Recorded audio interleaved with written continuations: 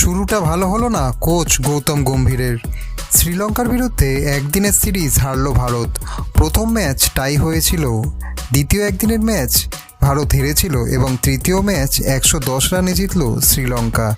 27 বছর পরে কোনো সিরিজে ভারতকে তারা হারালো। এই গোটা সিরিজটাই ভারতকে ভুগিয়েছে শ্রীলঙ্কার স্পিন বোলিং। যথারীতি তৃতীয় ম্যাচেও তাই হলো।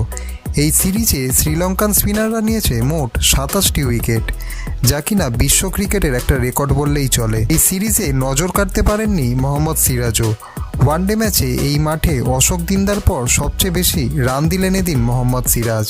একসময় দেখে মনে হচ্ছিল শ্রীলঙ্কা 300 করবে, কিন্তু ভারতকে লড়াইয়ে ফেরায় ডেবিউট্যান্ট রিয়ান পরাগ। ক্যারিয়ারের প্রথম ম্যাচেই 3 উইকেট নিয়ে নেন রিয়ান। এই সিরিজ শ্রীলঙ্কা জিতল 2-0-তে।